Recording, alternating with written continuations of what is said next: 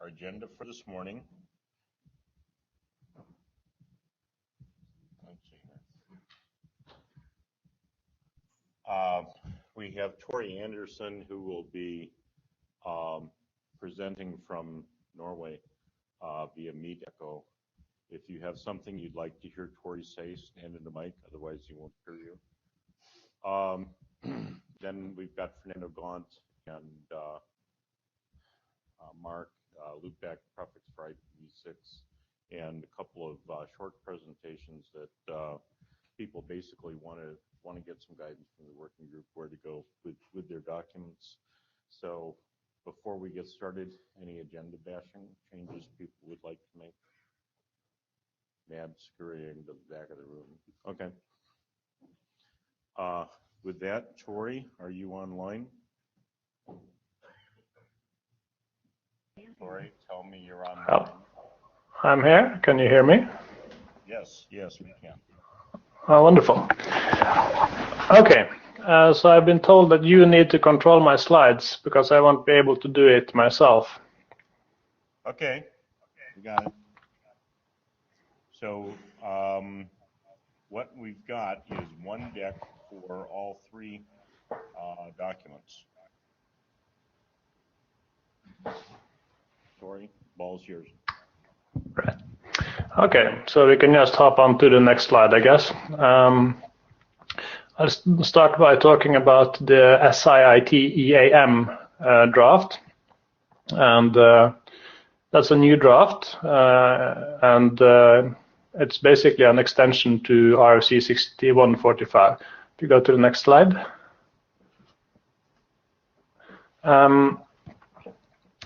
So what it does is that it allows an operator of an SIIT implementation to override the default algorithm, and that's the algorithm in 6052. And that is the one that actually prepends or removes an IPv6 translation prefix from the IPv4 address. Whereas the EAM algorithm, it allows you to add explicit mappings between any arbitrary IPv6 address and an IPv4 address. And the EAM algorithm does not replace RFC 6052. It's rather is meant to work in concert with it, so that if there is no mapping added for a particular IP address, then the implementation will fall back on the standard RFC 6052 mapping. So for a single packet might be translated using both. For instance, the source address might be translated using an explicit address mapping, while a destination address might use 6052. Next slide, please. So the reason why for this draft, as in the use case or the problem statement, is that the standard SIIT mapping requires that an IPv6 node that participates in the translation has to be numbered using IPv4 translatable addresses. And that's an operational hassle because it requires that the limitations of IPv4 is imported into the IPv6 network in some way. For instance, you cannot use stateless auto-configuration if you want to use SIIT, because the IPv4 translatable addresses are not the same format as an address derived from the EUI64 algorithm, which is not a very nice thing from an operational point of view. In any case, the operator would have two choices. Basically, he can number his entire IPv6 network using IPv4 translatable addresses. But that would mean that you don't have any more addresses in IPv6 available to you than you had in IPv4. So that kind of takes away the point of IPv6, I would say. Another way to do it, which I have tried, is to number your IPv6 network any way you'd like, but then add these IPv4 translatable addresses as secondary addresses or loopback addresses on the hosts that you want to be included in the translation system. And that works, but it's also an operational hassle, because all of those addresses that are secondary to the native address needs to be routed throughout the whole IPv6 network. So you need to get a bunch of hosts routes, essentially. And you need to set up, if you have any ACL for the native address of a service, then you would need to also set up an ACL for the IPv4 translatable address of the service, and so on and so on. So you need to double up with monitoring and configuration and so on and so on. So basically you have ended up with kind of like a dual stack. Even though you have only one actual stack, you have a mirror IPv6 stack that kind of mirrors your IPv4 connectivity. So basically IPv4 gets its tendrils into your IPv6 network in a way that I would kind of rather avoid. You can go to the next slide. I have found that there are already some use cases that are deployed. And one of them is probably familiar to many of you. That's 464XLAT. 464XLAT says that the CLAT in a phone or some device that implements 464XLAT should acquire a secondary /64 and use that as a translation prefix per RFC 6052. However, in practically all mobile networks in the world that have deployed IPv6, that is impossible, because the handset will only get a single /64. So you can't actually implement the recommended way of doing 464XLAT today. But the RFC gives you another option, and that's to basically steal one of the addresses of out of that single primary /64, and then do a one-to-one translation between that address and an IPv4 address of your choosing. And the drawing shows you how I believe Android does it. What it does is it takes the interface ID of ::464. In all cases, it just steals that address because it knows it won't conflict with the primary address, because that's an EUI64 address. And it also always uses an IPv4 address of 192.0.0.4, which is from a special range set aside for IPv4 to IPv6 translation. I forget the RFC, but I think it was actually a product of this working group. So what you have in 464XLAT is this one-to-one mapping between that ::464 address and the 192.0.0.4 address, which and the 464 address is not a IPv4 translatable address. So in order to implement this, you need something extra on top of SIIT to do this CLAT function. And with the EAM draft, you actually get a standardized way of doing this. Because what you would add is this entry that you can see in the lower left corner, which is basically a one-to-one mapping between these two addresses in question. And you could also take it one step further and do another explicit address mapping between two prefixes, for instance, the smallest of the private address ranges and /112. And then you also get a explicit one-to-one mapping between all the addresses in those prefixes specifically. And that would allow, for instance, for a tethering function to be done in a completely stateless way in the device. I don't think that Android does this today, but at least it's there as a possibility.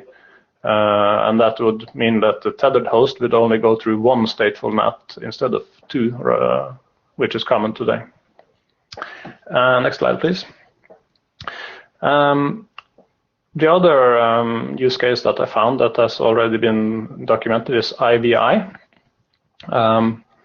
IVI is a bit, I don't exactly know why they have done it this way, but IVI is very much like SIIT, like the pure SIIT, only that they have chosen a specific prefix format that is different from that of that is in RFC 6052.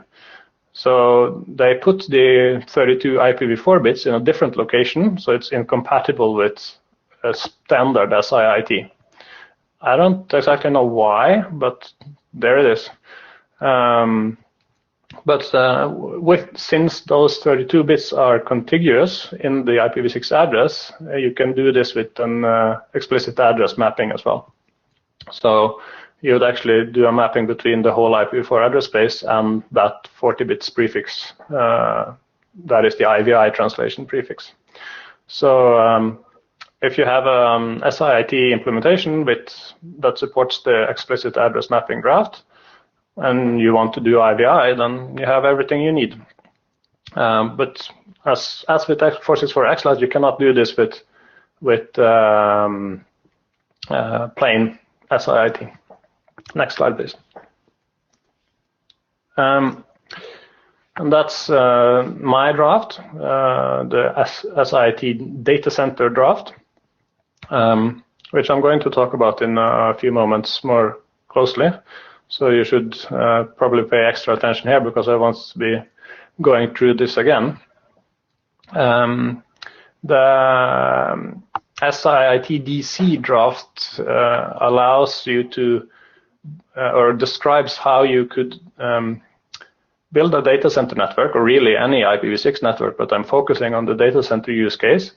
You number it however way you like and use whatever techniques you like. So you can use whatever is fancy these days, like segment routing or Lisp or as a stateless auto configuration or whatever. And then when you're done doing so without thinking one bit about IPv4, then you can add mappings between whatever public IPv4 addresses you have and the devices in your IPv6 network that needs to respond to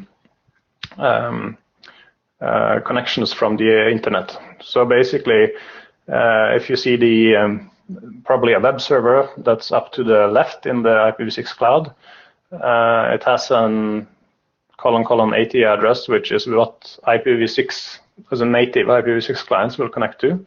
And then I add an explicit address mapping that maps up the .4 IPv4 address from that pool so that IPv4 clients can connect to it using that particular address. And that also does not require any particular format of the IPv6 addresses. That's kind of the key point. You don't need the IPv4 translatable addresses. And again, in order to do this, you need to have this stateless translator that goes beyond RFC 6145. So that's basically what the data center draft is all about, and also basically what the explicit address mapping is all about. So next slide, please. All of this is already been adopted by this working group in the SIIT data center draft, because that has a section that basically tries to standardize this explicit address mapping behavior. Well, but in Honolulu, Dave Thaler gave me a comment on the mic, and he said that, or at least according to the minutes, he said that this isn't a new protocol, it's just a use case description. And I disagree with that because, as I've said before or earlier today, is that you need to have a way to deal with the non-IPv4 translatable IPv6 addresses in order to make it work. And that's not in the protocol, ergo, this is a new protocol, or it's an extension to the existing protocol.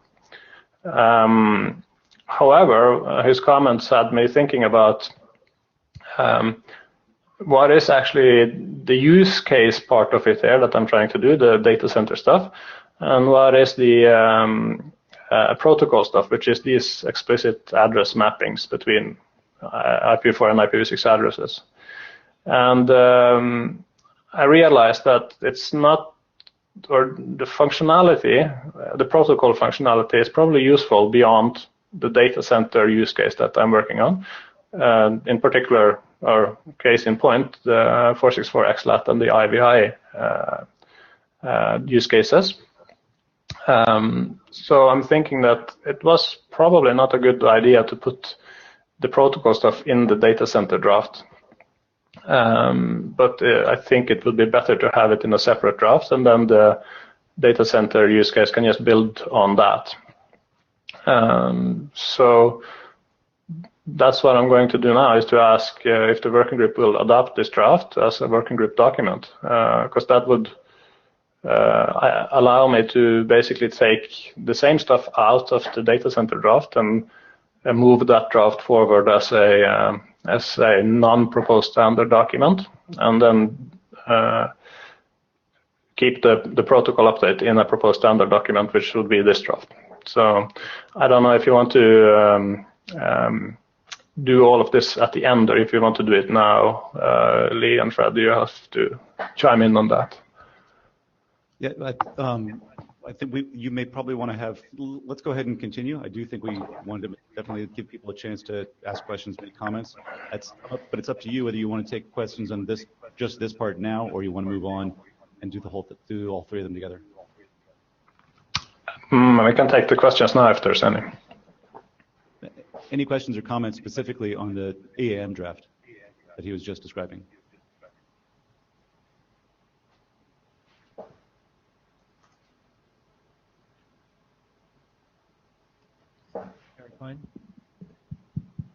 Eric Klein, can you hear me, Tor? I can hear you. Okay. How do you see communicating the EAMT, so the EAM table specification to clients? If they need to learn, in the case of 464XLAT, the client needs to learn. It has a very simple mechanism to learn what the translation is, right? This allows for many more special cases on top of that. I fear the coming of a DHCP6 option. Yeah, so for 464XLAT, as you said, that's already in the 464XLAT document, so there is no need to specify that further. I guess you use DNS64 prefix discovery, and then you just configure basically a static interface identifier and a static IPv4 address, and then you're good to go. For now, I don't specify a method of another method of discovering this, for instance, for the data center draft. In the data center use case, I basically assume manual configuration. I saw that there is already, as you quite correctly were worried about, a draft about a DHCP v6 option to discover NAT64 prefixes. So I spoke to the authors of that and saying that you might want to consider making that a generic type of translation prefix draft, and so you basically add a type parameter to the prefix.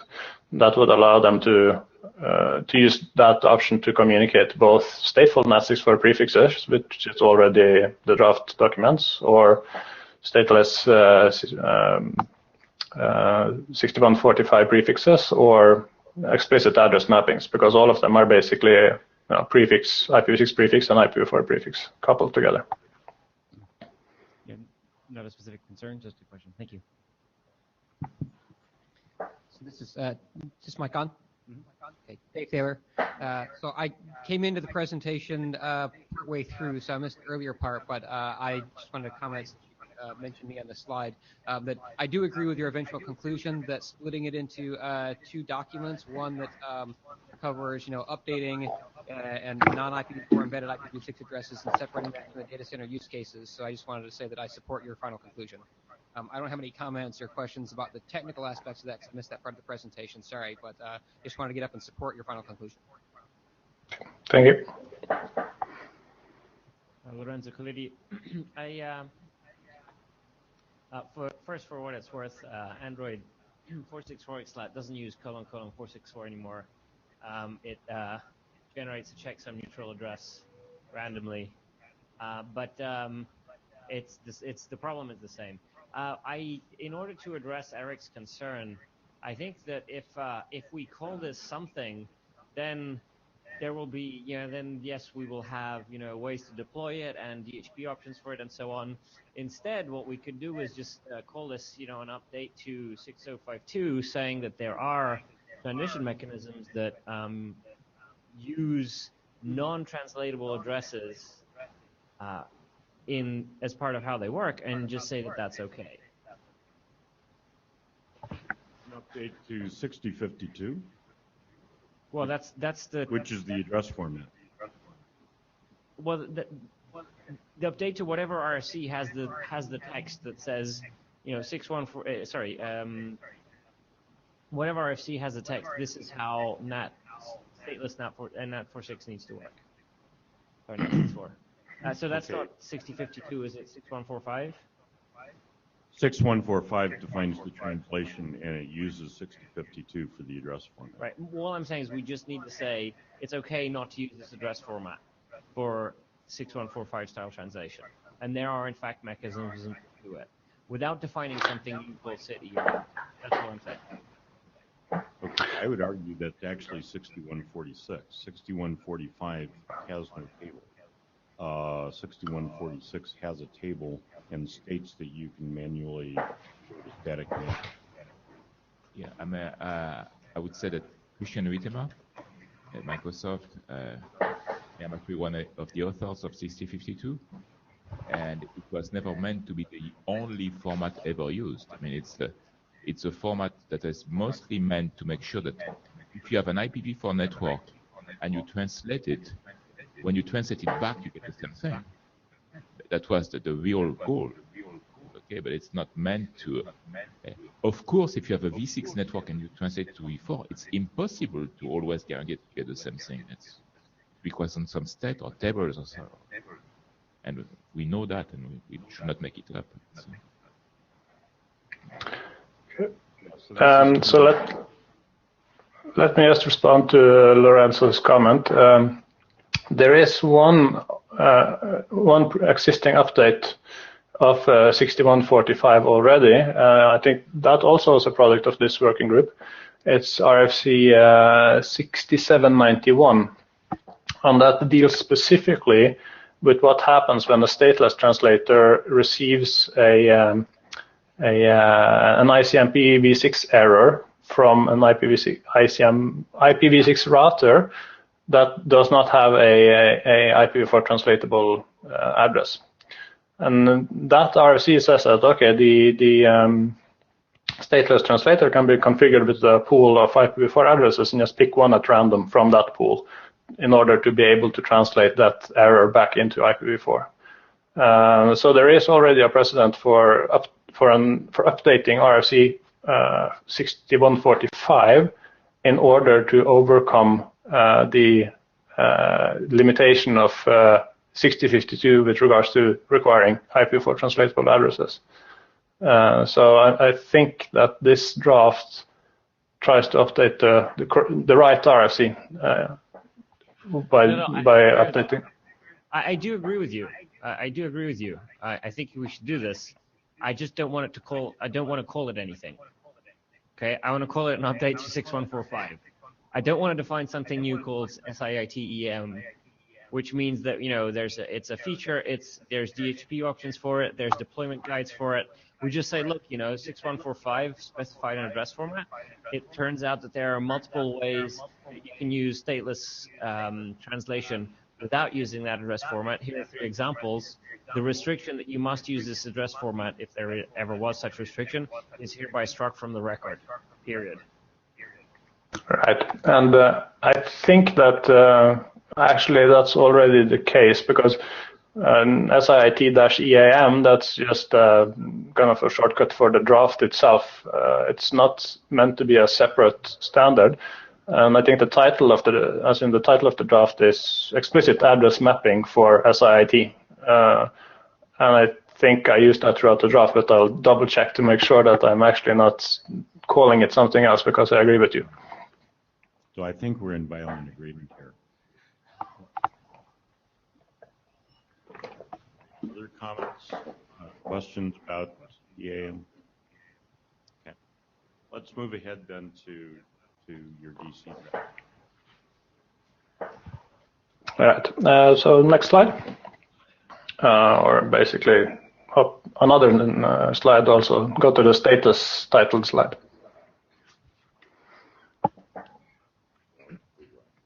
Sorry, we're trying to advance the slide.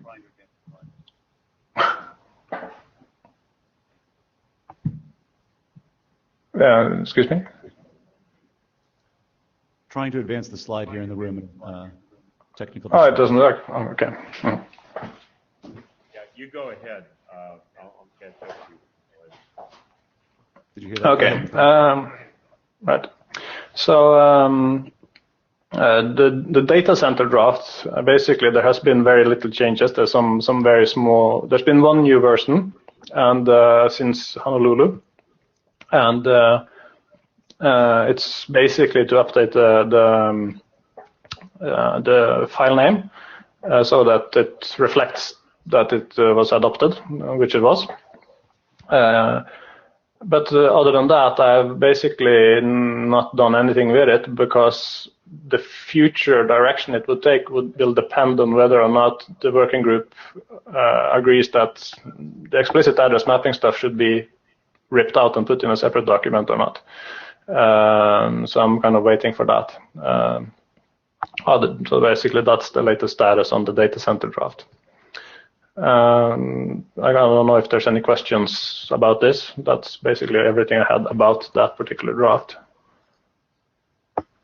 I don't see anybody running this mic. Okay, let's move on then. So this is on the companion draft that was also adopted in Honolulu. Next slide.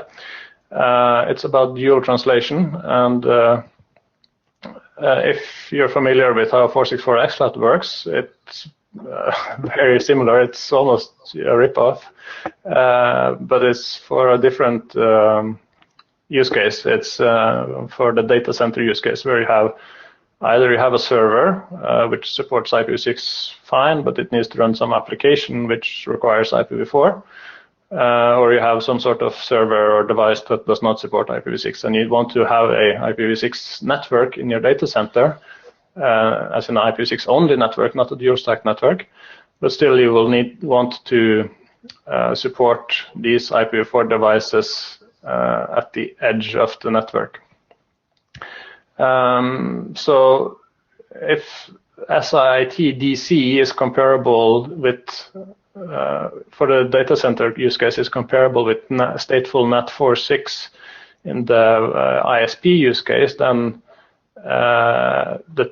the double translation draft is comparable to the 464XLAT use case. So they are very kind of mirror images.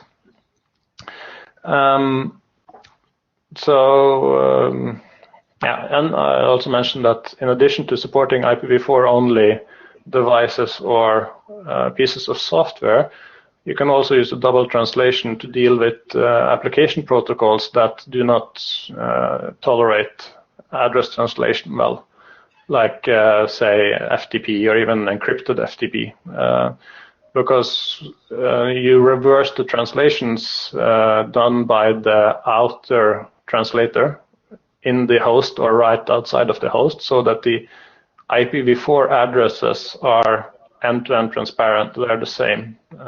So no rewriting is going on, or actually they are rewriting, but it's being rewritten back to its original state. So it works with encrypted FTP, for instance. I can go through it more specifically. Next slide. And this is the host-centric translation, as I call it. And that's when you have the translator running inside of the server or IPv6 only device. So it's if use this if the software does not support IPv6 sockets at all, or that the protocol it runs do not support address translation. So that gives, as you can see on the slide, the FTP software gets an INET6 socket natively, and in addition it gets an IPv4 INET socket. And on that socket, it will actually see the outside public IPv4 address. And what's required for this to work is to configure the same explicit address mapping in the host-based translator as you do in the outer translator that's in the data center network border. And there is not currently any defined mechanism for how that mapping is communicated through the to the server's translator. So I'm for now assuming that that would be statically configured, or that future work will declare some way of doing it. Next slide. So this is what's new since Honolulu. It was a suggestion from Ray Hunter, I believe, to actually take the host-based translator and put it outside of the host. And that would allow you to support IPv4 only devices or servers.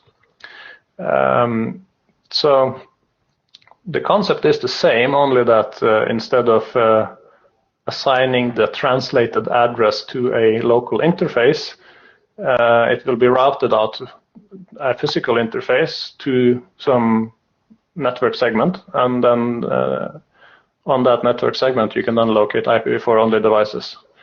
That translator device could include an DHCP-v4 server, for instance, to configure the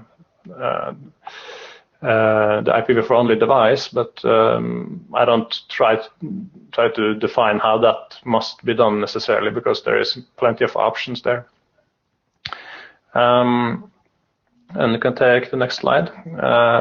That's just to illustrate that it doesn't necessarily mean that it's IPv4 only, the device behind this translator. It can be also be dual stacked, which is useful if the server might support IPv6 just fine, but it does not have an implementation of this translator available.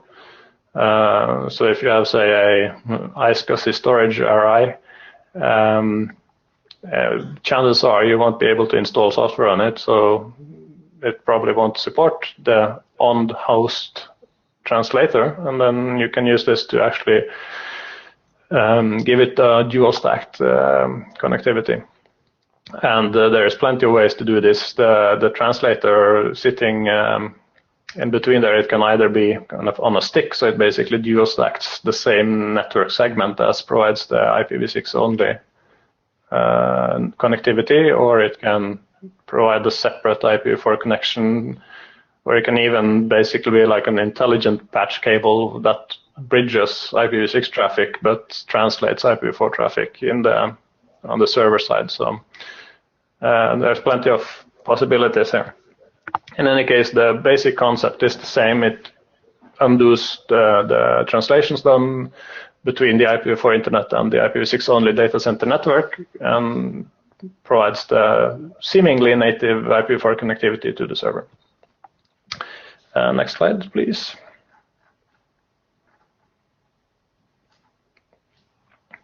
yeah, so like the network mode is new, as I mentioned, and in the previous draft, I called the translator a host agent, and that didn't make much sense anymore, considering that it can be outside the host, so I renamed this to the edge translator instead.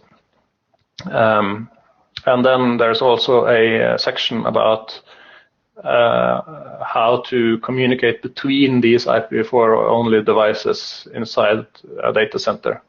So that's thanks to Andrew and Will Leo for coming up with some, or prompted me to do so. That was basically what I had to present about this draft. There is a question I'm wondering about, and that's whether or not these two drafts should be separate. I kind of started out like that because that's how the use case ideas kind of built in my head. I started out with single translation, and that worked fine. And then after a while, I wanted to see how I can, make, for instance, FTP work through this. And so then it's a separate draft. And kind of the same thing happens with the mirror image of stateful NAT64 and 464XLAT. But on the other hand, stateful NAT64 was already published by the time 464XLAT was conceived. So maybe it's not a fair comparison to say that because those are separate, this should be separate. So comments on that would be, I would appreciate that. Next slide. And that's, well, I know that this group of people like running code and rough consensus. So at least I'll try to point out that there is plenty of running code, both from commercial vendors and open source implementations. They don't all implement every little bit of it, but I think, for instance, Joule is pretty feature complete with regards to the EAM and the SIIT DC drafts. So, well, if you want to actually try it out, it's quite possible. So, and then next slide, last slide. I'd really love to have more input and reviews, comments. So as you can see on the slide, I'm offering a bribe to anybody who wants to help me out with that. You can pick you up in Prague. I'll be there, I hope. And that's about it. Questions, comments, feedback. Now's the time. Okay. Thank so you. I've got two questions. One, I understand that Paul Saab to help you or to work with you on these. Is that correct? I've been discussing it with Paul. Yes, he hasn't committed to it yet. I guess he's a busy man, but we'll see if that happens or not. Okay. And so this network-centric mode, how does that differ from SoftWire's MAP-T? This does not do any overloading of ports or oversubscription of IPv4 addresses. So it's a one-to-one mapping between an IPv6 address and an IPv4 address. And so it's a much simpler standard than MAP-T because it does not touch the layer 4 payload at all, except to recalculate checksums. And the reason for why I thought that I could leave such things out is that in the data center environment, you need those low-numbered ports, which MAP-T exclude, and also you probably need the same port over and over again. So even though you can have 65,000 ports on an IPv4 address, if all of your users, which is in this case servers or load balancers or whatever, need port 80 for themselves, then you can't really multiplex anyway. So then it gets easier if you just don't worry about that kind of functionality at all. Okay, thank you. Do we have any other questions in the room? Or I understand we have some remote participants in various other places. Any other things from the ether? Hearing none. So we do have a question before the working group. Do we want to adopt EAM as a separate draft, as a working group draft, and do the change that Tori suggested to the basic DC draft, or do we simply want to leave the algorithm in the DC draft? Those that would be interested in adopting EAM, please hum. Those that would rather not, please hum. Okay, I don't hear any. And I think that's the only real question for the working group at this point. So thank you, Tori. There was one more question, and that's whether or not I should merge the single and double translation data center drafts, or if I should keep them separate like NAT64 and 464X like this. Well, let me ask you a question. How much work would that be? Would that be basically concatenating the two drafts into one, or is there surgery involved? There is not that much surgery, I think. Most of them would be actually just putting them in place. And I noticed that I ended up referring a lot back and forth, which kind of gets a bit odd. So then I would have to kind of remove those parts as well. But I don't think it will be that much work. Okay, given that, what would be the size of the resulting draft? Is this now 20 pages become 500, or what are we talking about in terms of size? I don't know. I can't remember exactly how many pages there are. So. Yeah, but roughly equivalent then to concatenating the two documents. So how many pages were both of them together, you say? I'd have to go look at it. Me too, but of course that would be the aggregate would be smaller than the two combined, obviously, for the simple reason that there's a lot of disclaimer text and stuff like that, and lots of references which are duplicated. So they would be smaller in total than separate. Lorenzo?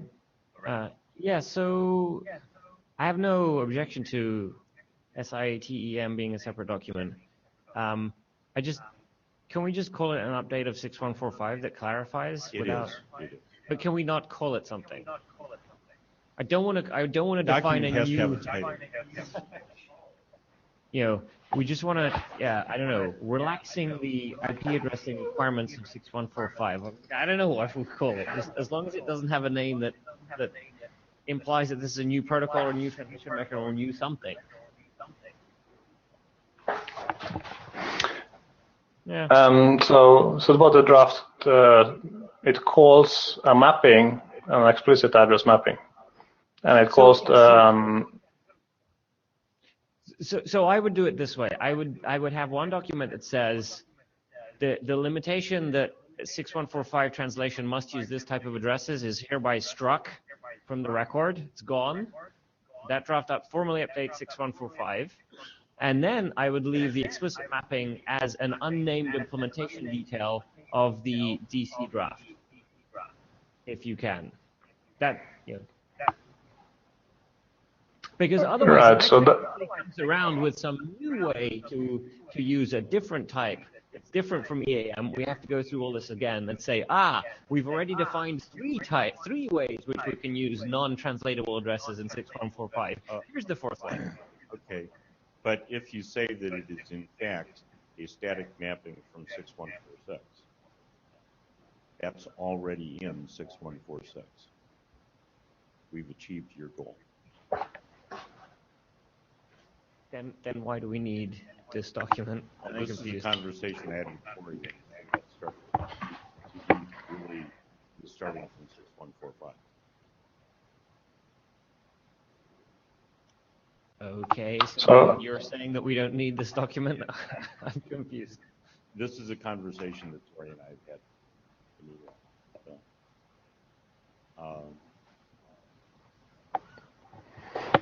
Tori, maybe you want to state your side of it.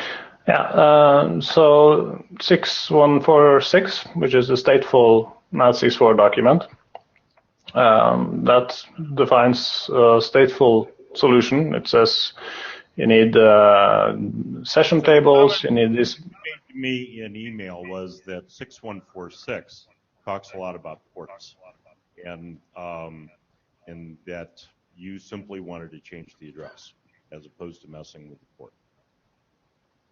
Yes, exactly. Okay. And my observation, the counter observation is that 6146 has a table and 6145 doesn't. This requires a table. So it's not really fish or fowl. We could call it an update to both of them. But the point is that you can do something that doesn't involve a port, and you can have a static mapping. Yes, and I want to say that if you implement this, you don't need to implement the session tables and the binding information bases and all of that stuff that's in 6146. So basically, I want 6145, but with this additional possibility to override the 6052 algorithm. And that's, like I said, that's basically what already 464xlat and IVI is doing already. So now I'm trying to actually define how that should work so that if a future implementation of SIT comes along that implements this update, then you can immediately take that implementation and build a 464xlat CLAT, for instance, or a SIT data center translator or an IVI translator. So basically, it makes the basic building block that is SIT a bit more versatile than it currently is. So basically, your question, Ritema, your use case basically is that if you have enough IPv4 addresses to cover all your V6 hosts, you can put some kind of a static mapping table for the V6 host to IPv4 address, and you don't need to mess up with port numbers. So basically, you're doing an intermediate variant between static and stateful. And well, sure, there's certainly a use case for that, but I mean, it's kind of be careful. The particular use case in the data center environment is that you typically have a lot of servers in a data center that do not. Yes, and if you have 1 million, so not all of those probably are accessible from the internet. They might be some sort of backend server or file server, database servers, you name it, and you might only have, say, 12 devices or servers, could be load balancers, etc., that's available from the public internet over both IPv6 and IPv4.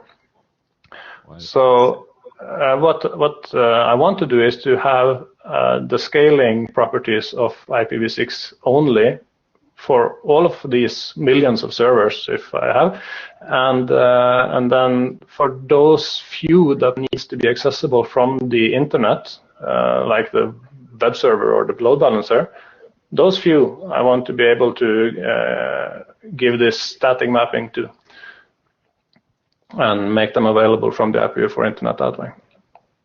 Okay, Christian? No, okay. So, I mean, basically, for me, it's a clear use case of intermediate between static translation and stateful translation, and which, because the stat is constrained to be small, you can put it in a static table. That's what it is. Okay, thank you. So unless somebody disagrees with me, this seems like a great opportunity for conservation of work. It seems like you should finish up the DC draft so that separating the EAM from the DC draft will adopt EAM. And then what we're looking for is further experience with the technology. And then we want to send it off to the ISG. So reviews and hopefully implementations. Is that your perception, Tori, of where things need to be? Yes, that sounds good. Okay, so let me ask the working group, and we'll obviously vet this on the list, but does anybody have a problem with what I just said? I see nobody having their heads explode. So, okay, thank you, Tori, very much. Thank you.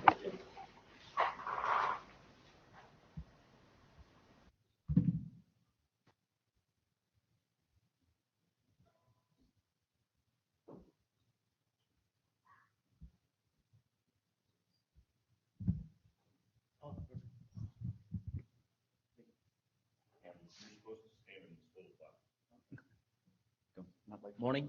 My name is Fernando Gon, and I will be presenting the IDE observations on IPv6 extension header filtering in the real world. This is a document that was presented, if I recall correctly, for the first time at the IETF V6OPS meeting in Honolulu. As a kind of problem statement, it is known that packets that contain IPv6 extension headers are dropped or result in packet drops in a number of scenarios. And we feel that there is awareness needed in this area. First of all, that such packet drops actually occur, but then there's other information that is valuable, such as, what's the packet drop rate, where in the network those packet drops occur, etc. What's the goal of our internet draft? First of all, agree on a problem statement. Provide real-world data regarding the extent to which those packet drops occur and where in the network those packet drops occur. This document also documents the measurement process so that the community can help, with producing more results. And the document also contains a section providing help on how to isolate problems arising from the dropping of packets that contain IPv6 extension headers. This is the changelog from the last version of this IDE. At the Honolulu meeting, essentially the comments that we got was that, as far as I recall, that the working group was interested in a document that would provide real-world data. At the time, the previous version of this IDE had other sections. For example, it was discussing the security and performance implications of extension headers, and based on the working group feedback, we removed that section. We also had a section with recommendations on what to do in this area, and based again on the feedback that we received from the working group, that section was removed. And also at the time in the previous version of this IDE, the measurement process was not fully documented. So what we did in this revision is essentially fully document the measurement process, even provide step-by-step instructions on how we did these measurements, so that if anyone wants to reproduce them or just to double check or provide more data, you can do it. And of course, we also incorporated a number of miscellaneous edits and clarifications. Okay. I don't know if there are any comments. So basically, on our perspective, what we did for this version of the IDE is what the working group had suggested. So from my perspective, this version will be ready for the working group to decide whether to adopt or not. A question for you. This is Lee Howard. Do you have you spoken with operators on whose networks you've noticed problems with extension? Yeah. Well, with some of them, and some of them are actually in this meeting, they explicitly drop packets with extension headers for a number of reasons. And what I did, but didn't contact them, I modified the tools that we used for the measurements so that the tools would output the autonomous systems that were dropping the packets. What I did so far was just post the list on V6OPS, just as a heads up to the group. But I didn't contact myself those providers. No. In any case, well, that's one of the reasons for which I personally think that the section that we had on the analysis of security and performance implications that was valuable from my perspective.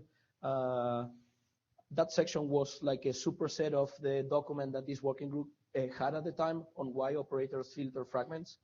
So I guess in some cases those might be some of the reasons, but obviously I cannot speak for them. Mikhail? I'm sorry, in the back. Fred Templin from Boeing. So does this document apply only to extension headers in the real IPv6 internet or also in private networks, private IPv6 networks? It applies to systems that are publicly reachable from the internet. The measurements that we did is with public internet servers.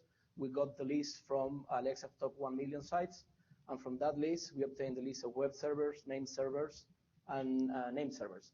And we did the same thing from the list of nodes from the World IPv6 landscape. So yes, it doesn't apply to private networks. Okay, so like in a private network, it should be okay to use extension headers as long as all the network equipment is honoring them. I cannot speak for that. I mean, Okay. I can speak for what I measure, but I didn't measure like private networks, and actually since they are private, I wouldn't be able to measure that. Okay. But I would expect that that's the case, or it's actually, or at least it's the numbers should be, or I would expect them to be completely different from what we got here. Yes. Mikhail. Michael Abrahamson. So as I've said a couple of times before, and I don't know if we've discussed this, for me filtering is intent. And to talk about ISPs filtering extension headers and filtering fragments and so on means that they are doing this on purpose. There are a lot of people who are not doing this on purpose. They are not aware that this is being done. I would like to see a different terminology with the drop and so on. So I'm not a native English speaker. Is there any intent in that or not? Or is it I'm just misinterpreting it? An intent in what? Okay, so if I'm filtering something, Yeah. This is a conscious decision I have made that I am now going to not forward these packets. No, what we are just saying is that the packets are being dropped. Yes, so why are we saying that they're being filtered and not that they're being dropped? Filter means to selectively drop something and not something else. Yes, and then that's my intent. okay. Okay. I don't know. So because for me, when I hear filtering, I hear bad ISPs, evil. They want to break the internet. No, actually, when I posted that list, I made it clear that for me it wasn't like a wall of shame as someone were implying. There's no actually discussion of intent here, and we are not even taking a stance in the idea that whether they have valid reasons or not. Well, I think Michael has a valid point, though. If the transit domain, if an ISP other than the final load balancer or whatever is even looking past the routing header, it's looking at something it was never intended to look at and which it's told not to look at. So if it's looking there, that's by intent. That's your point, correct? So it could be that there is an intent. There is a choice made by the vendor who has set a certain default, of which the ISP is not aware of. I mean, this is it could be a silly discussion, but it's just that when I hear filtering fragments, I hear that they are doing this on purpose, and I can tell you that there is a bunch of them who are not. Well, we are not implying intent, so if you have like any alternative wording for that, I mean, I'd be happy to update that. Yeah, so I prefer drop, but okay. if I so let me throw a middle ground in there. Looking at it from the perspective of a vendor, if I have an ACL that requires me to look at the TCP header, I have to parse the IP header to find the TCP header. And if I run into something I don't understand, I could imagine that I don't know what to do with it. Okay, and I'm not giving you a case, but hypothetically, I could imagine that. There are platforms out there that by default, for instance, drop or slow path fragments. And this is just the default setting, and there is nothing you have to look hard to find this. And that's just the way it is. So some of the fragments being dropped is because this device is being used in its default settings, and the ISP is not aware that this is going on. Okay, so we do have equipment that has that as a default setting. That's Yes. what you just said. That's what I just said. So part of the fragment breakage that people say here keep calling filtering is done completely unintentionally by the ISPs that are using this equipment in some cases, or in a wide number of cases, I would say. Okay. So the Cisco 7600 and 6500 of RSP 720 and SUP 720 comes default out of the box slow pathing fragments. Period.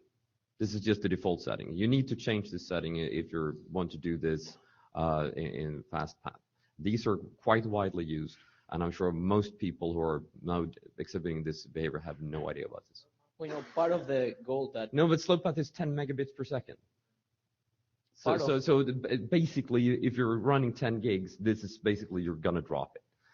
Because we saw this. We were running a lot of 64 traffic and so on. There were a lot of fragments in there, huge amounts of fragments. That we were dropping hundreds of megabits per second of fragments without knowing it. Well, one of the goals of this idea is for that discussion to happen. Yes, and I think it's a very valuable discussion to have. But it's just when I hear someone saying ISPs are filtering fragments, I hear bad ISP. You've made a conscious decision, and you should stop doing that. Look, de facto they are. There's no Bad difference behavior, intent or no intent. in the word filtering. Okay, I need you guys to go to the mic because we can't hear you. The word filtering and intent, neither of them, filtering and drop, neither of them conveys intent to me. That's all. Okay, if I'm the only one who makes this difference, then I'll shut up and go away. I just wanted to raise the issue. This is Lee Howard. Without my chair hat, I hear the same nuance.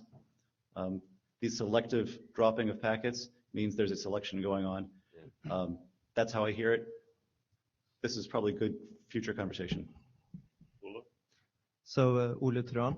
I have 2 points. So one that I partly made on the mailing lists that I think you should make a much clearer separation. So I have concerns with methodology here, right? That, one part here you're measuring essentially load balancer policy or, site firewall policy.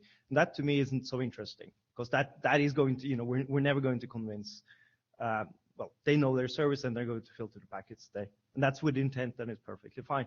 But that's what, but you also have a very interesting part, which is what happens on the public internet, on the, in the transit and up to those edge points. And I think you should make a clear distinction on what is what, because those are the numbers I think are very, very interesting and that we need to do something about. And also extend the methodology to make better measurements on that. My second point is that I actually did speak to one of the operators that you listed in your email, which I thought was very, very useful. And it might be a wall of shame or not, but it's interesting to get their reasoning why things were as they were. And this operator filtered destination options header, routing header, and hop-by-hop header. By the fact that I sent them an email and asked them, they removed the filter for destination options because there was a historical, they had some firewall at some point in time that you could easily tweak by adding some pad options and you would either fall on the floor or you would get packets through. They removed that one and they asked me, so what do we want to do with these other ones? We can't filter on routing header type, so we have, and there potentially some boxes that would fall over by hop-by-hop. I'm not very worried about hop-by-hop. But there's certainly, having these measurements and having it documented and actually document who does what, we have an opportunity here to change behavior of these operators and at least understand why they're doing what they're doing. So what's the goal? Yeah, thank you. Okay, so I think we've got Furry and then two at the back. So I should say that we might get a new version of the draft because we might update it with another measurement result because currently in the draft we have Fernando's measurements, which was done from limited set of location, right? And I done measurements from distributed, from 500 different /32s using RIPE Atlas. And my data kind of more optimistic than Fernando has because for destination options for short one, 8 bytes, more than 90% reached so 80% reach the destination and destination replied, and more than 90% of dropped packets were dropped at destination.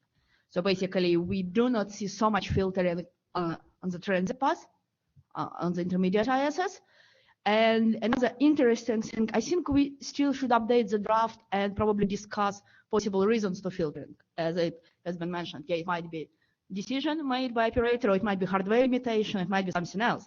And what I'm seeing is as soon as you increase the size of the extension header, the drop rate significantly increased and stayed the same. So basically, almost everything, almost every packet with extension header of 512 bytes are dropped, and it's no difference between 512 and 1K.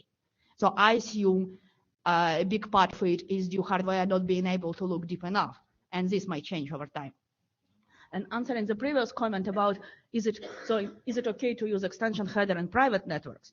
I do hope that nobody reads the message of the draft as it's not okay to use extension header at all. There might be some connectivity issue currently, right? And we just want to document the experience, but I don't want to send the message you shouldn't, like, don't even think about using them. Well, part of what we had in mind for this update was actually to try to make that point clear. Fred helped us with that. So we tried, and actually after the previous meeting, I know that there were a number of people that, thought that that was the message, and probably there was a language issue there that we were, so what we were conveying there was different from what we were meaning. So, but this update should probably be better in that respect. Yes, so if someone still reads this draft as like, don't use them at all, we'd like to hear, we probably need to make the text even more clear then. Okay, Erica? Medica KO. So a couple of comments. One thing, we definitely do have to clear up the language, because since the Hawaii meeting, I've heard a lot of different interpretations of the intent of the document. So the intent is purely to have measurements to show whether or not there's extension headers that are dropped, and then looking at the results, then determine is there anything that the IETF can actually do about it. I also, there is a draft. I was actually co-author of it. It hasn't really gone anywhere, which is operationally why operators actually drop specifically fragmentation extension headers. So, maybe we should resurrect that, or maybe incorporate some of that text into this particular work. I also, looking through the different threads on the list in this work, and I think that people are in favor of actually having the measurements, right? Knowing exactly what the methodologies were so that we can accurately depict what is the state in the internet. I'm also in favor of clarifying language. As I heard Mikhail talk about drop versus filter, I also, when I hear, drop packets, that could be because equipment does it by default or whatever was filtering. To me personally, I would take as intent. But that's a language issue, right? We can just say filter parentheses, not intentionally, or no intent implied. So these are just language issues that can be clarified in the document. But I think the work is important. I think we've seen that on the list from a variety of operators, and so I would be in favor of it. So Eric? Eric Vink. I sent you a couple of comments on the mailing list, so I won't repeat it here. Indeed, refreshing the data would be very well done. It's a really, really important piece of work, so we should really push forward on this. The reality described, I don't like it, but hey, that's reality, what? So what can we do? You should push this work as well to operators group, way more, because IETF is a very nice place to discuss, but this is the operator, if they do it on purpose. And finally, I'm pretty much in alignment with Michael.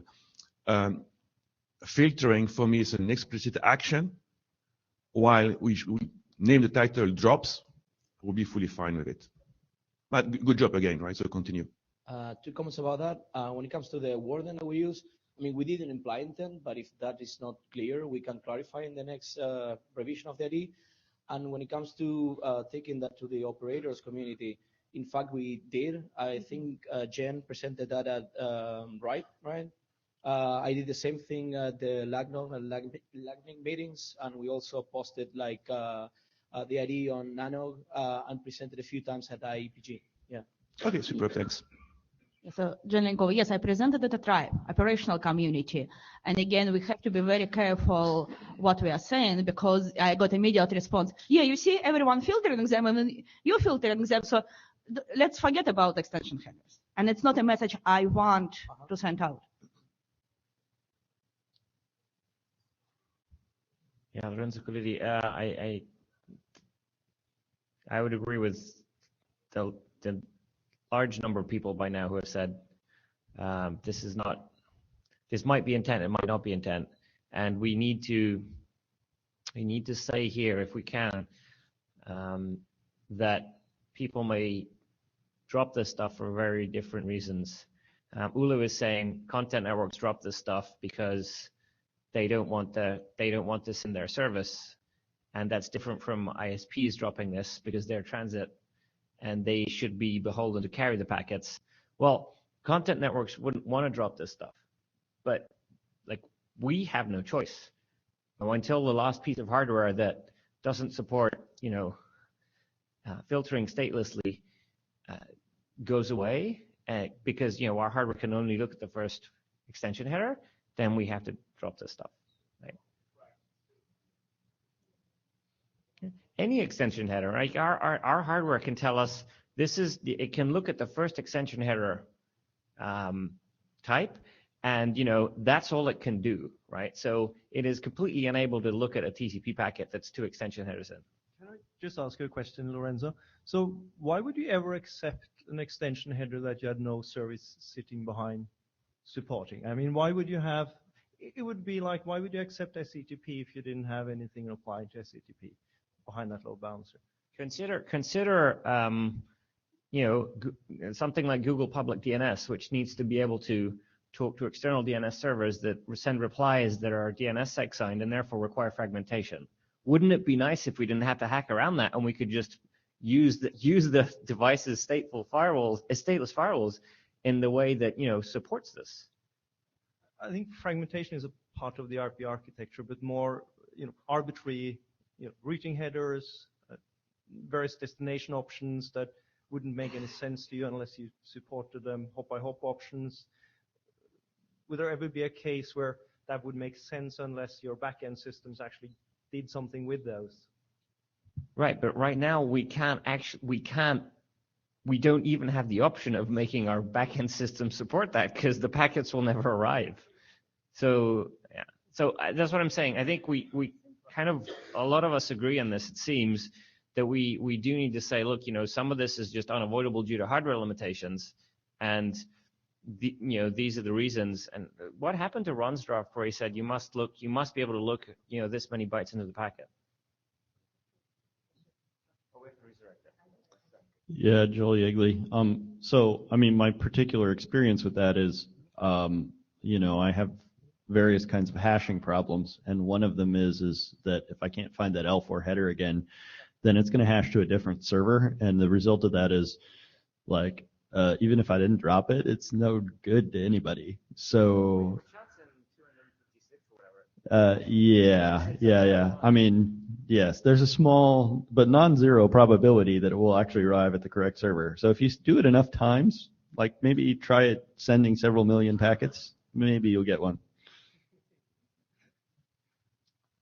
Yeah, I think Ole made a very good point that part of the problem is that only packets which are required for service to run are permitted, right? So there is no service using destination options that, yes, they might be dropped. Actually, it means that situation is even better than I saw, because if like about 80% of destination options reached the packet with destination option reach the destination, and I got a reply, and there is nothing on that side using this option, that might be if we start using it somehow, it's going to be better. It's like IPv6. It's like chicken and egg problem, right? We cannot use it because there is connectivity issues, and there are connectivity issues because nobody is using it. So, yeah, there is some brokenness in the network, but I do hope it could be improved over time. So, Ulitron, one last comment. So the provider I spoke to was a transit provider, and I find that much more troubling that they are filtering, because there's no very good reasons because for that. That is intent, if they know about it. With intent, yes.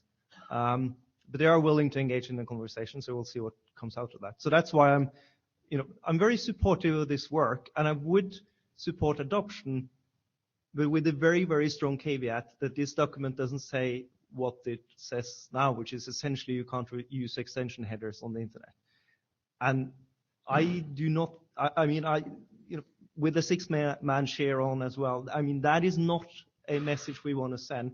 And I understand that's not necessarily the intent of the document, right? But that's very, very easy to read it that way, which, so I think I would really like us to change that so that wasn't the reading people would get out of it before we adopted it.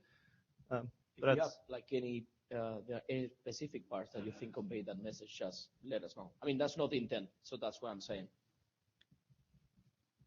I think the lack of any messaging saying that this is an undesirable situation is what Ule is complaining about. I think Ule would like to see, some text. I imagine some text that says this is bad, and that this is reporting an error.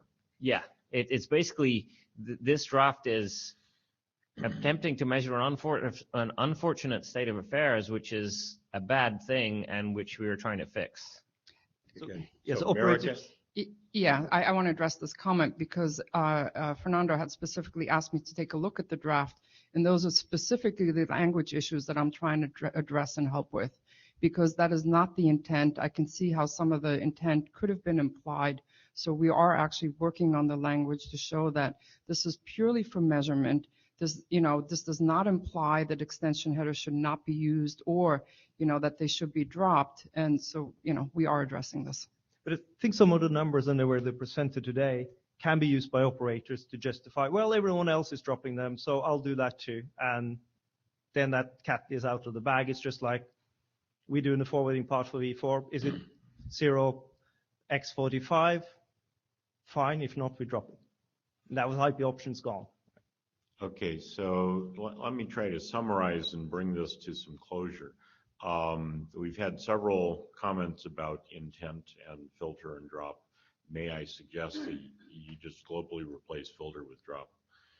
I think that'll clarify that. And it sounds like we need an additional sentence or two that talks about the intent of the draft and the fact that this is an unfortunate situation in the process of being fixed. People are okay with that model, and anybody have additional thoughts there? Okay. So the question that you've raised and showing on the slide here is, Bob? Yeah, sorry, Bob Hinden, suggest that maybe the draft actually talks about why, in each case, what happens, what's the bad thing about dropping these headers, and be very explicit about it. Talk about the problems it causes, not just the number that are being dropped. I mean, I think we have a bigger problem with PathMTU discovery, but this sort of is in the same category. Okay. So you'd like to expand that sentence or two to talk about?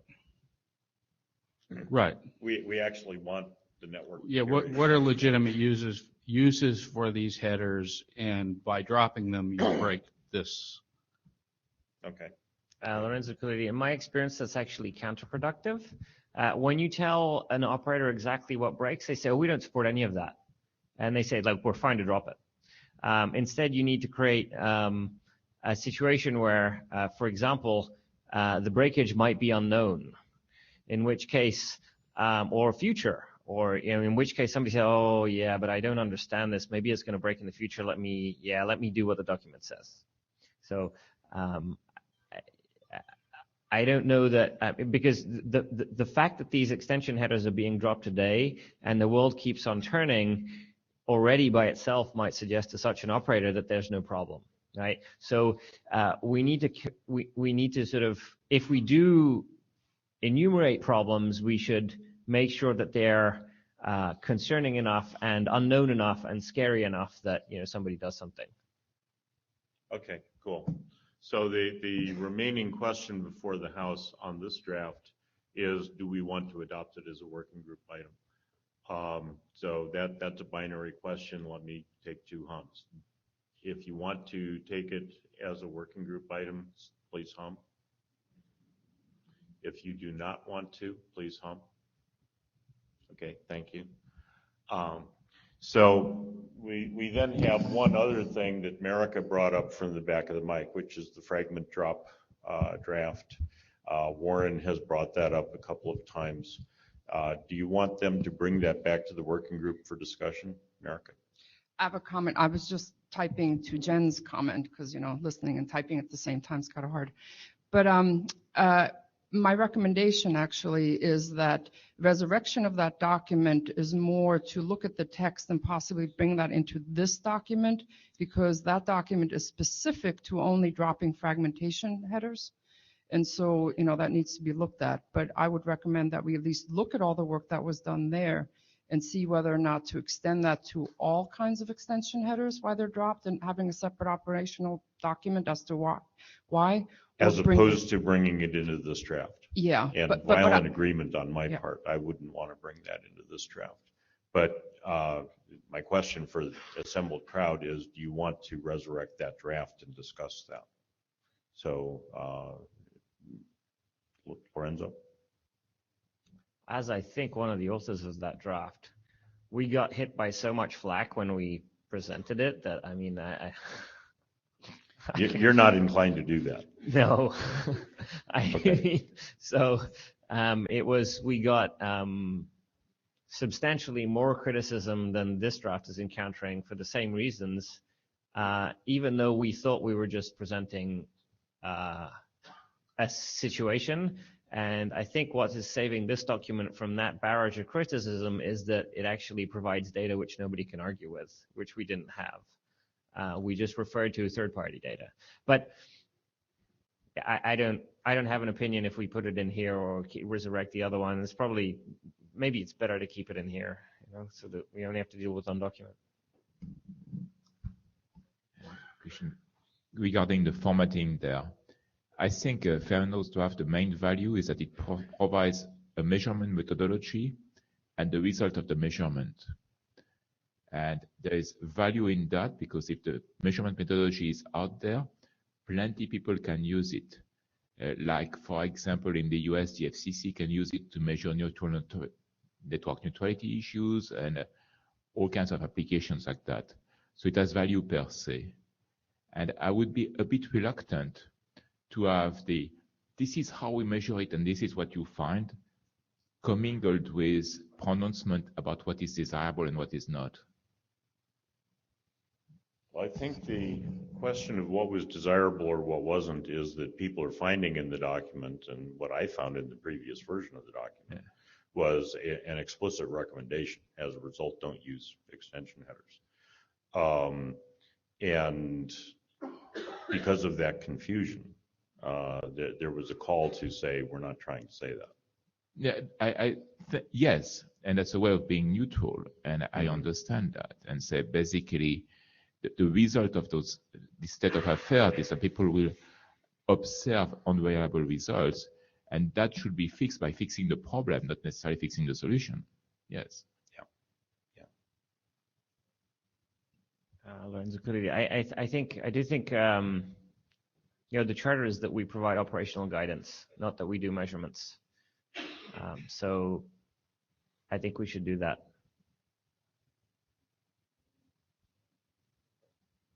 Okay, so what working group is chartered to do measurements? The ACM, various research organizations, the RIPE NCC has a research arm, So what I hear you saying is that Fernando should now send this to the ISC. No, I think it's fine here. I think we should say, here's what we found, and these are the operational reasons we think people are doing this for. And, by the way, this is, we would like for people not to do this because it limits our ability to innovate in the long run. And we recommend that operators check that if they don't have strong reasons to do this, they consider their policies and they stop doing this filtering. Okay, but I'm thinking somewhat academically here. It seems like a report of the data and a report of the recommendations and conclusions resulting from the data are two separate statements.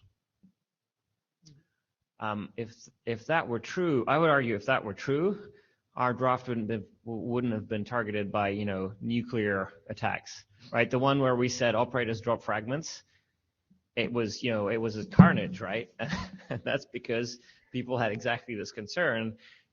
We can't, as an operational guidance working group, provide a statement on what is happening, because what is happening is bad, and we should feel bad, and we should try to stop it. So that's what. So maybe our opinion has changed, and we're okay with publishing this. I do hear, noise from Sixman that we should make a statement here, and so I don't know if that. Okay, Joel. No, I think you said you should. I think what you said was we should make a statement that this is bad. Is that right?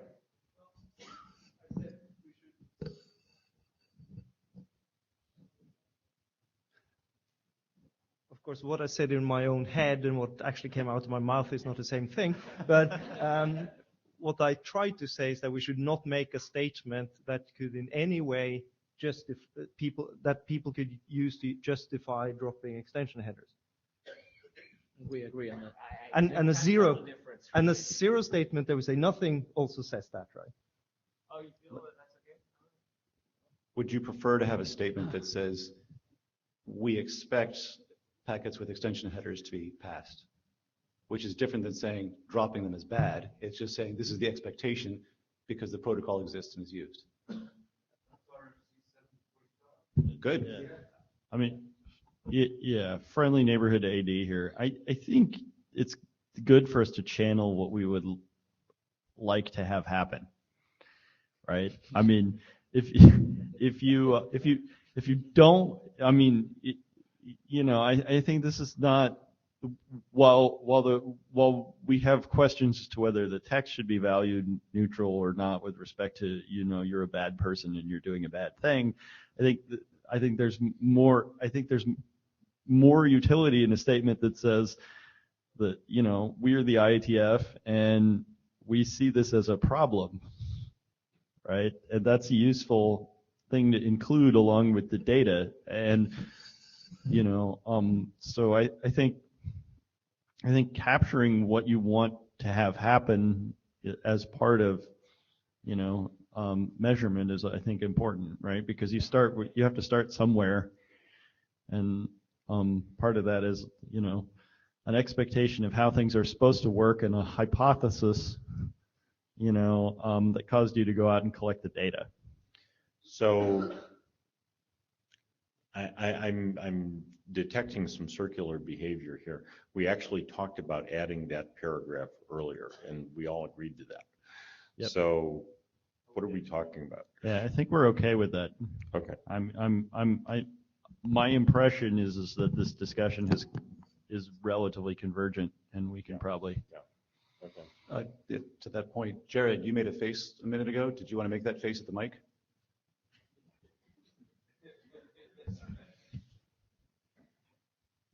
Seeing no further discussion, I believe we've heard consensus that we're going to adopt it. Thank you. Thank you.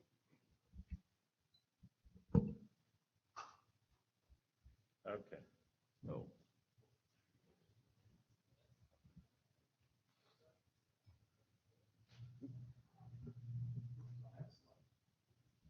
You have a slide with the title. All right, Ed Lewis. My intent up here is to talk about a draft that was put out to the list, got some discussion, and after. I have to stay in the box. So I submitted a draft middle of February. There's about 5 days of discussion on the list, pretty intense. After that, those of us behind the draft did some more investigation, decided to kind of abandon the idea. And so this is mostly to talk about why we've, at least for now, abandoned the idea. So I'm not looking for adoption or anything like that. This is about, we want to go away from this thing. So the draft that is in question is the loopback prefix, and I apologize for the name being kind of mangled. I won't go into that.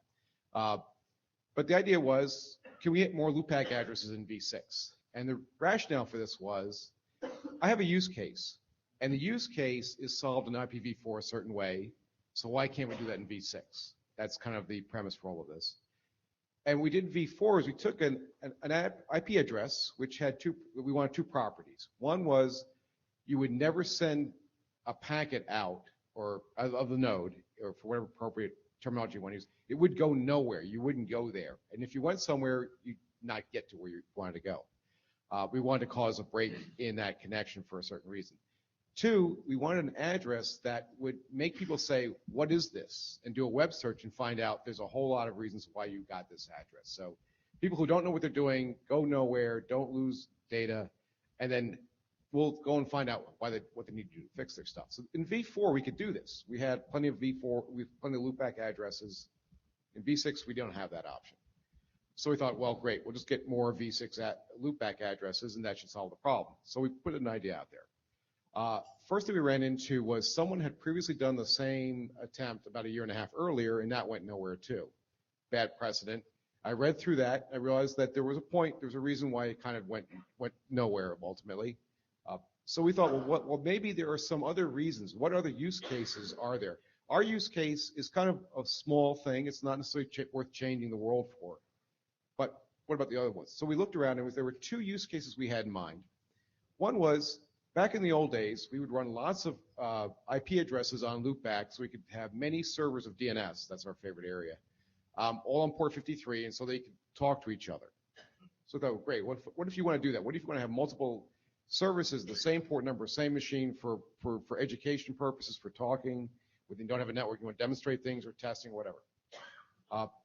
Ran into the fact that in V6, you don't need to do that. You don't need loopback addresses. We have link local on the loopback interface, and that works just as well. That's one thing. People said you can also use virtual machines these days. So it's actually interesting to see that this is a place where the world has moved on from what V4 wanted into V6. You don't really want to replicate the V4 stuff into V6. It kind of tore away that one reasoning.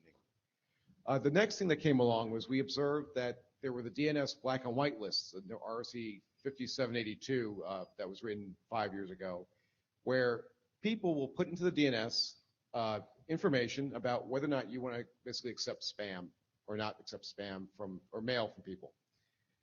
So I talked to the author about that and got a little more background on what were they thinking, because the draft, that RFC is pretty clear, the operational practices are pretty clear. But the thing in there is, the basic thing about this, it's like you're being in on a joke. When you do the lookup to them, to these type of lists, and you're going to get back an A record, an IPv4 address record with 32-bit value in it, you know that is not an address. It's a token. You know that it's going to mean something other than go to that address, right? Okay, so in this case, do they want V6? No, they don't care. They just want to have a 32-bit number they can send back to you, and you go off and just know not to take mail or send mail or whatever. And I know there's debate about whether that's a good use, overloading I'm not getting into that, but the idea there is everyone's in on the joke. In our use case, people aren't in on the joke, so we can't count on that. People don't know when they get this address that it's funny, so there was no common interest in that area there. And I believe that kind of covers the two other cases, the multiple servers on the same host and these block lists and the way they were using or reusing the 32-bit address in an A record. And we realized after that we were kind of alone. We didn't have any other applications that wanted to do what they did in V4 and V6. And so we went back and said, well, so increasing the loopback address space, given that it's been tried, it's failed, and it's probably not necessary, we just kind of dropped it at that point. And what we didn't do is we didn't say the list, we give up. We just stopped discussing. Looking at the list discussion, we just stopped. We had maybe a few more days discussion in the office, and we decided to kind of walk away with it. And then I totally forgot about this until I got the mail that I'm on the agenda today. So I'll open up for questions. Wes George. There is another use case, RFC 7439, the IPv6 MPLS gap analysis. In section 342, there is a discussion about the need for a range of loopback addresses in order to do MPLS ping on V6. We had made reference to the previous version of the more loopback addresses draft that was floating around last year, I think, and this is still an outstanding problem. Now, it's not necessarily the only way to solve it, but if you're looking for additional use cases to justify why this might still be useful to have, please make sure you're considering that one. Okay, actually, that's actually what I want to do in this presentation. It's not to say that we decided it's a terrible thing to walk away with it. We abandoned it because we didn't have any more cases. So please remind me, email or something about that so I can take a look at it. I'm willing, if there is other reasons to go forward with this, I'm willing to consider them. But right now, I ran out of ideas. Lorenzo? Yeah, so for the record, I'm sad to see this go. It seems mildly useful, totally harmless, and it seems to me that the attacks on the list were attacks on what people uses things in v4 for, which are, I think, misplaced. It's true that people use the v4 loopback space for things that should never be done because they're obviously wrong, and I think we need to live with that. I mean, we can't fix everything that goes on. Link local addresses are not a good substitute because they require changes to code. Okay, because you have to be able to, you have to be able to specify the scope ID. You need to know what scope ID is. You can't know what the loopback interface is called in advance because the name varies from system to system, and so on and so on. You can use ULA, but that's not the same for everyone. I do see the value in this, but I'm not about to sort of suggest to you that you keep fighting the relentless opposition because it may not end up being a good use of your time. I am not part of the opposition, for what it's worth. Yeah, I'll keep that in mind too. I'm not, if this comes back to the point where it's worth pursuing this just for the purpose of achieving this, then we'll come back to it. So I wouldn't say it's completely dead, but what you said, I understand. I did have another use case. Sorry, before I sit down. Unit tests. We use multiple v4 addresses per unit test, and we can't do that in IPv6. And that's I think again that's perfectly legitimate. Okay. Hey, Mark. Lorenzo, we do unit tests in named. We use ULA. Yeah, my unit tests don't run as root. Mine do. Yeah, shared machines and all that.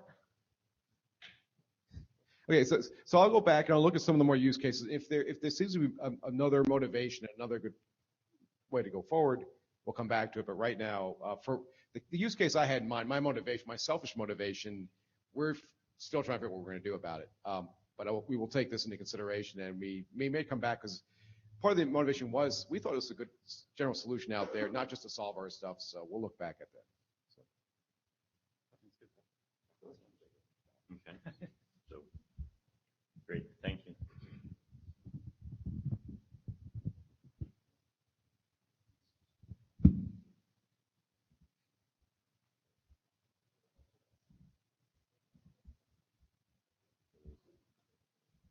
Okay, so Sheng-Jun. I'm sorry, no, Eric. Yeah.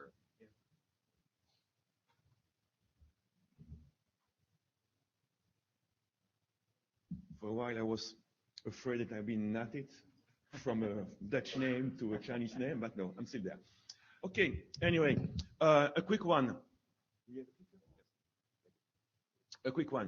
Simply because I run, and actually a couple of my friends doing content in Belgium made and found a big problem, and they wanted to move to dual stack.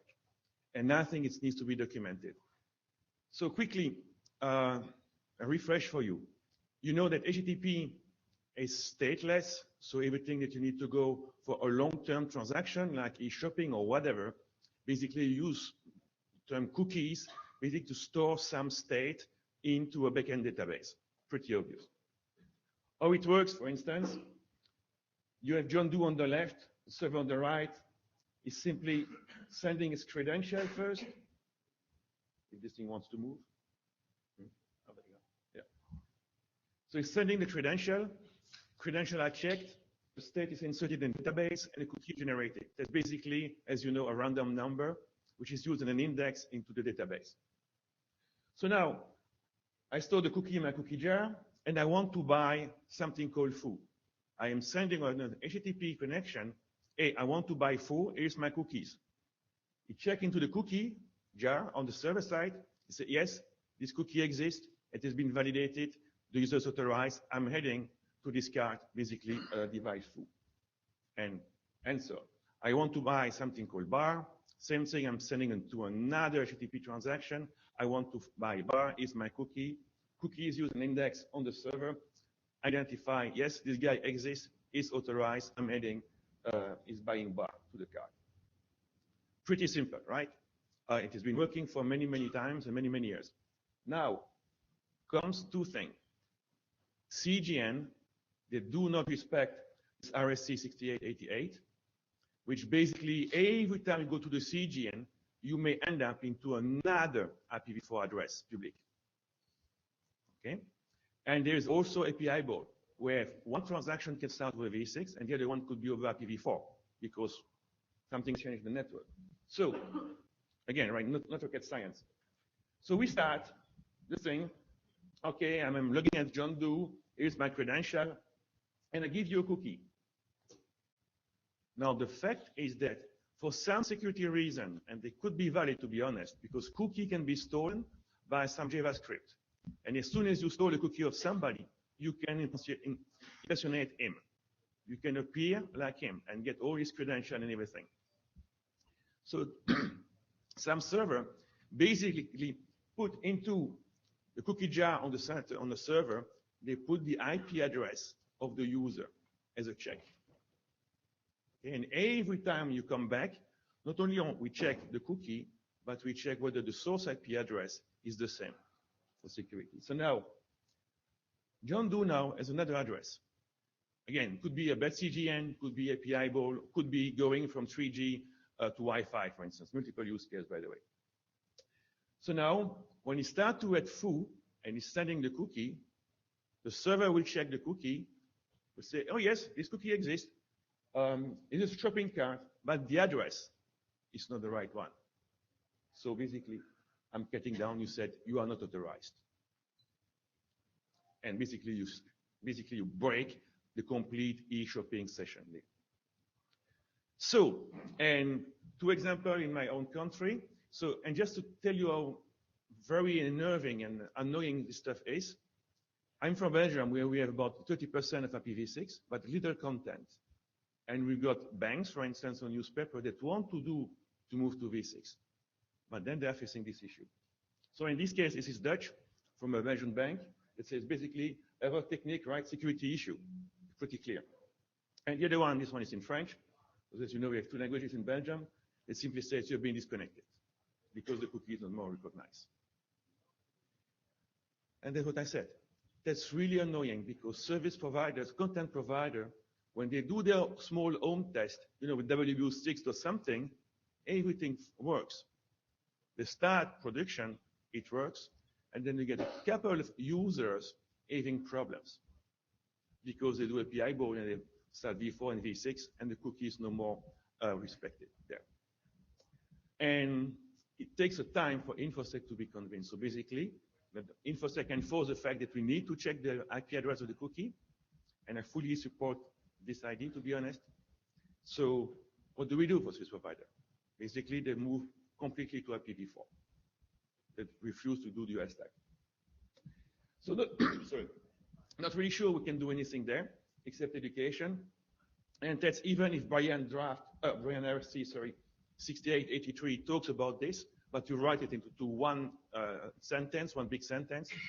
It could be worth to have a draft, maybe not an RFC, of course, a draft explaining this so that people are not surprised. And that's basically the purpose of this. And I wanted to present it to you so that you know about it. I'm not sure what to do with this document. I mean, I can still update it if there are comments. Not really sure whether it's worth to become a working group item, and not even sure whether it's worth to become an informational RFC. So comments are welcome there. I told you it was short. Yeah. Alex Petrescu. So I wonder whether this is not an HTTP problem or maybe a certificate using IPv6 address instead of IPv4 address problem. Let me tell you why I'm saying this.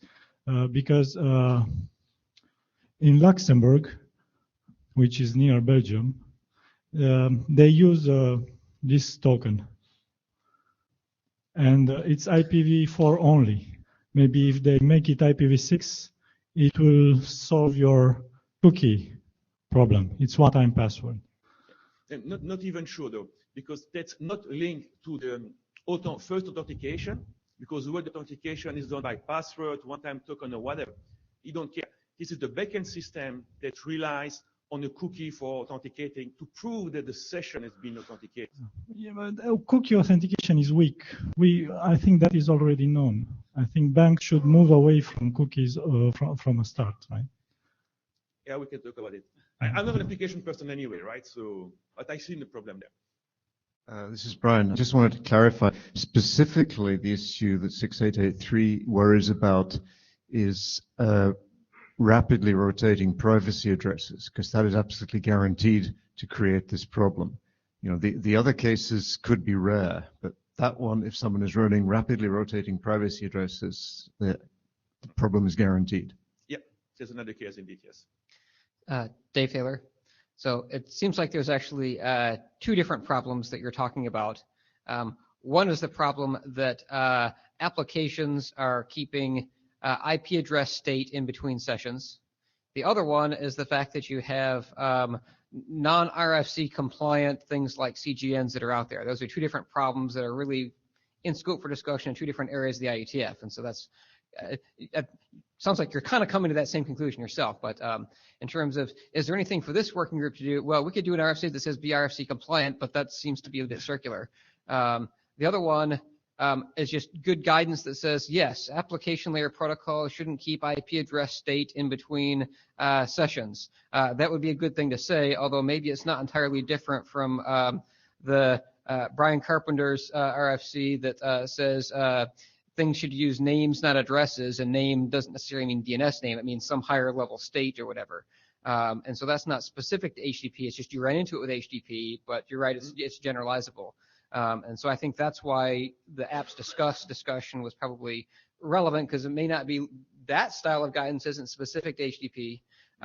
But who knows what other assumptions people are putting in now that they shouldn't be, and bringing this to people's attention is a good thing. So the apps discuss thing is a good thing, and I don't, if nobody is responding on that, then I don't know what to do. But I think that's where the guidance is. If I don't know what this working group would do other than saying, yeah, you're right, people shouldn't do that, and people should actually be doing RFC compliant CGNs and doing things the way that we've already provided guidance. So, yeah, Christian Ritema. I mean, Dave points at the crux of the issue is that A, from an operational point of view, we should not change the addresses too soon, so that clearly, and B, I mean, relying on the IP address as an authentication token is a truly bad idea. Now there's a C, is that your banking customers should really get a copy of Fireship. A copy of what? Fireship. Can you explain? Because well, that authentication pattern that you describe is known to be broken, because effectively it has one secure phase in which you get a cookie, and then some insecure phase in which you merely repeat the cookie. And so if anyone gets a copy of your packet in between, they steal the transaction. And Fireship is an implementation of this stealing. So they should really not be doing that. And that's a reason why I would be reluctant to take that particular example, which is a really poor security practice, as a justification for recommendation to the other working group. Okay. And indeed, Fireship was a nice push for Facebook and others to move to SSL transaction. Yes. I remember now. Okay. Thank you. Thank you. So now Sheng-Jung.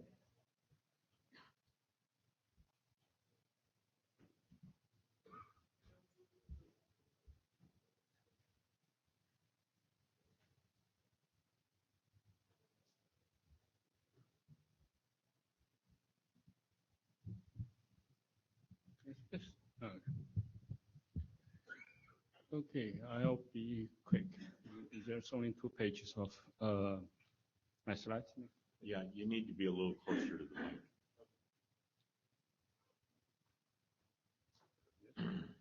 Yeah, a little bit background here.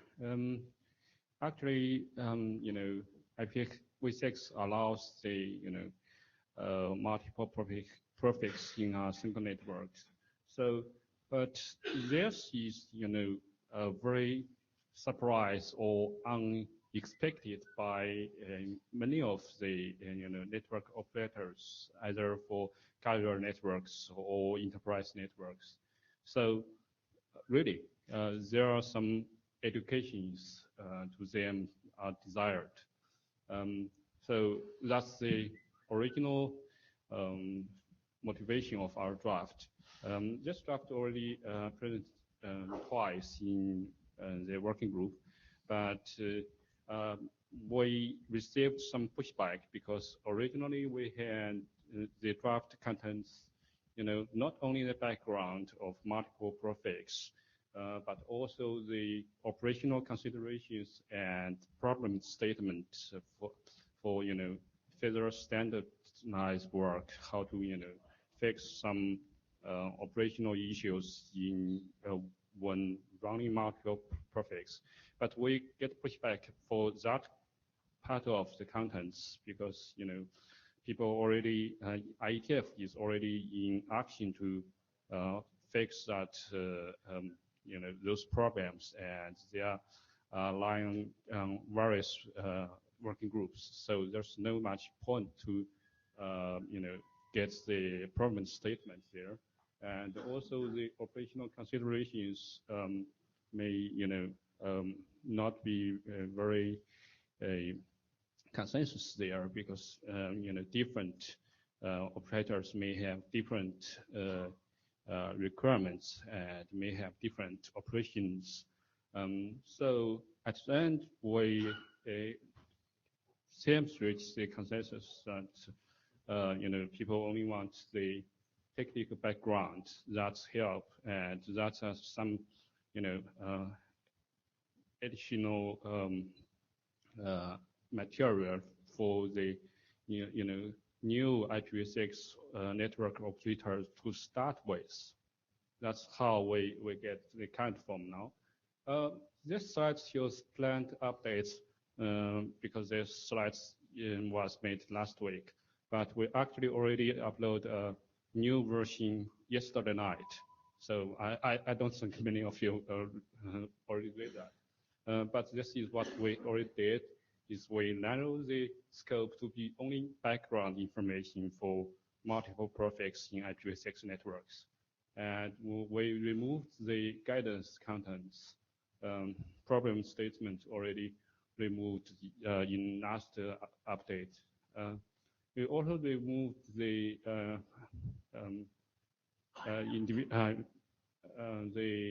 drafts because they are not officially published in RFC yet. So some people say that's not very good for background document. But however, 6 of those drafts were actually reach working group drafts already, so they probably get published before we reach the publication. I mean, if we may. So here we are, the background documents for multiple prefix. So now that's the question for the working group. Does the working group want to publish a background document on this topic? Does that help for operators?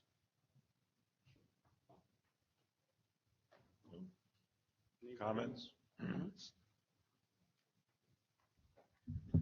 Yes, I think it would be really nice to let people what kind of problems they are going to face, new problems which they didn't have in before when they're running multiple prefixes. So I have one comment on the content of the document. I read it just yesterday. You do discuss router selection, exit router selection, yeah? Mm-hmm. There is one related problem which I think should be explicitly mentioned, is the situation when you have more than one router, more than one prefix, and one router fails. How can you signal this to the host? I know like HomeNet is doing work on this, yeah, but it's one of the problem people should be aware of, especially if they're using non-homenet solution like other vendors, right? Your device has two prefixes, and suddenly, because of operators using hopefully deploying BCP38, you could not use your preferred address right now. Okay. So probably it would be nice if it mentions this, so how you are going to implement it. Sure. Thanks. Brian Carpenter. From talking to site or enterprise network managers of my acquaintance and thinking about my own psychology when I was a site network manager, I think this aspect of IPv6 is going to be one of the really big surprises for the people who haven't yet started seriously thinking about IPv6. So I think it's actually a little bit unfortunate if the document comes across as saying, in IPv6 you get all these new problems due to multiple prefixes. It would be much nicer if it said in IPv6 you get all these benefits from multiple prefixes, but at least it should be neutral rather than being something that will make a typical IT manager or chief information officer look at it and say, I don't like that. Okay. And I don't quite know how to achieve that, but the danger in this document is that it produces exactly the opposite of the desired effect. Yeah, thanks. We can, make that change.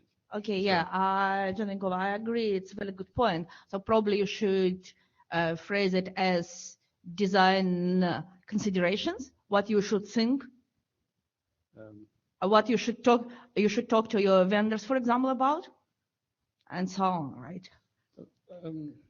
Yeah, that's, So probably, we probably shouldn't say problems, but some new design considerations.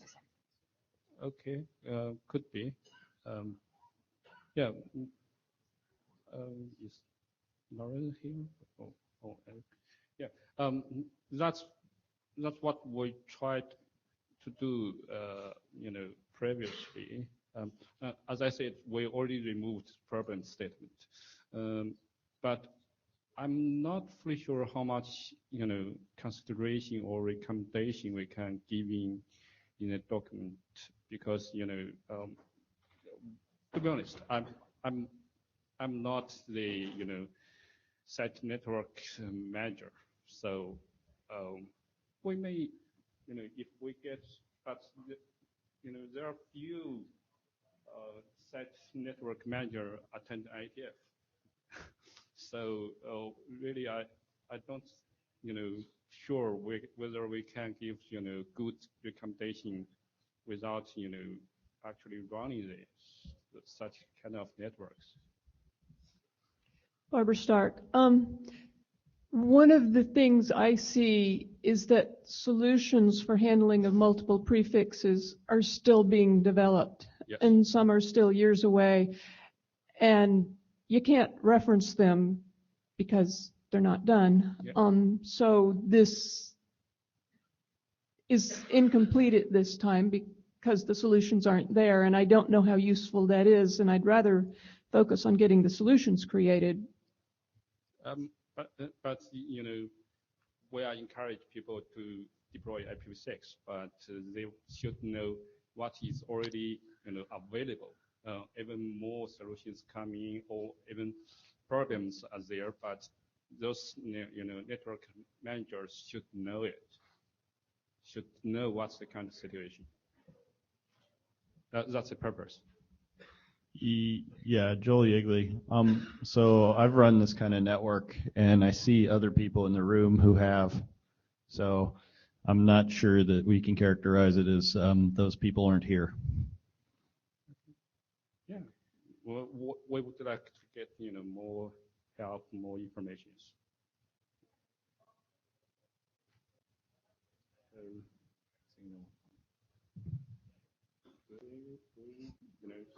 we continue to work on it. Right. So I guess the question is, do we want to work on this? Is this class of document something that this working group wants to come up with? Let me put that as a binary question, and it's probably a degree, but let me put that as a binary question. if you want Sheng Zhang and his collaborators to continue with the document and take it in the direction that he's outlined in this talk, please hum. If not, please hum. Okay, so that's actually fairly clear. So, okay. Yeah. Okay. Okay, great. Thank you. So with that, we've come to the end of the agenda. We have half an hour left. Do we have other things that just we in the room would like to discuss? If not, I'm going to send you out to the foyer.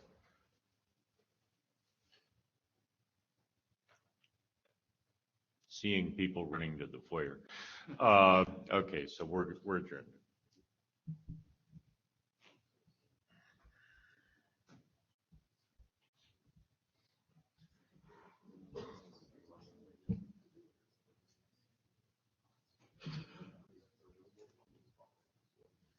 Yeah, well, that's at least in part why I put together my notes.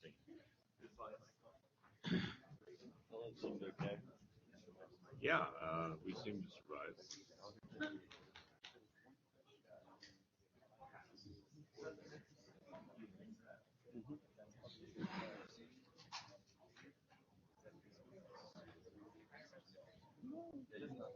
Talk about it. I mean, the thing is like, we decided it's protocol development. We should take it in some other direction, but I don't really see moving addressing plans around. I mean, this is sort of, I mean, think about it in the context of forces for act, XLAT. I was willing to lawyer that as, well, this is a use of existing deployed technology in a semi-novel way. This isn't even that. This doesn't even go that far. So I think. Looking for a blue sheet? Yeah. Well, so the one bright line that crosses is we have to be proposing it. Yeah.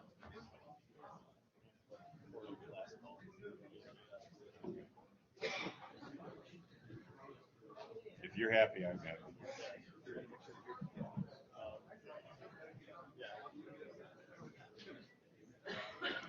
Any other feedback?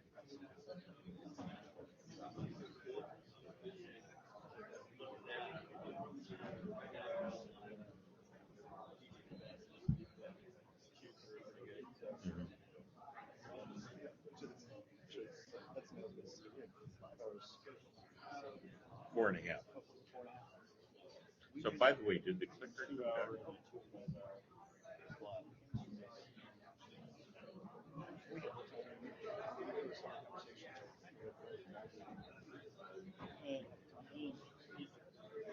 You find yourself wanting to understand the editorial discretion at the end. Well, yeah. So for the next meeting, I could